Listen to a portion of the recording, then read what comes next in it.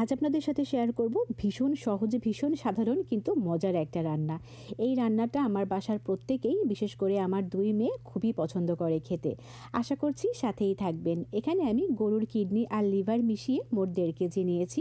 সবগুলো টুকরোকে একই সাইজ করে আমি কেটে নিয়েছি। আলাদা একটি পাত্রে এখানে আমি নিয়ে নিচ্ছি মোটামুটি 1 কাপ পরিমাণ পেঁয়াজ।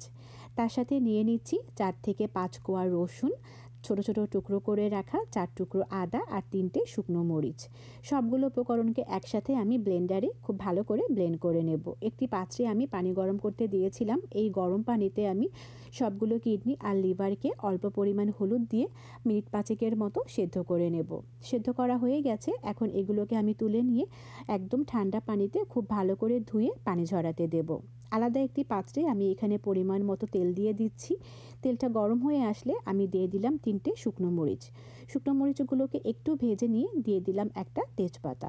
এরপর দিয়ে দিচ্ছি দারচিনি, এলাচ, লবঙ্গ আর গোলমরিচ। সবগুলো মশলাকে আমি একটু ভেজে নিয়ে আমি যে মশলাটাকে ব্লেন্ডারে ব্লেন্ড করে রেখেছিলাম সেটাকে দিয়ে দিচ্ছি।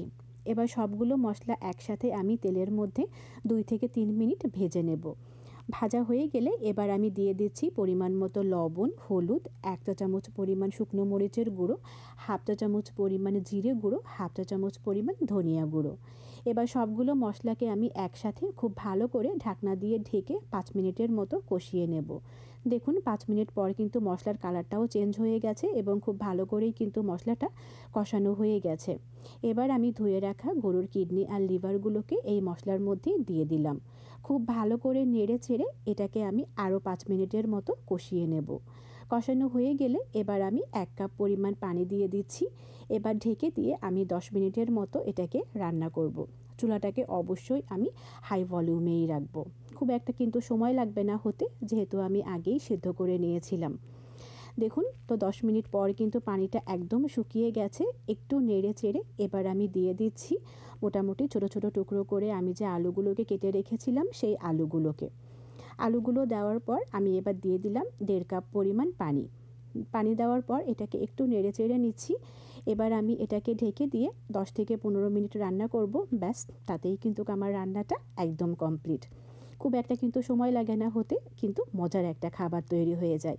সব শেষে আমি দিয়ে দিলাম 1/2 চা চামচ পরিমাণ গরম মশলা। ব্যাস, আমার রান্না তো শেষ। এখন খাওয়ার পালা। কেমন লাগলো আমার রান্নাটি অবশ্যই আমাকে জানাবেন, আর যদি ভালো লেগে থাকে অবশ্যই আমার ভিডিওতে একটা লাইক দেবেন। আবার কথা হবে অন্য কোনো ভিডিওতে খুব তাড়াতাড়ি।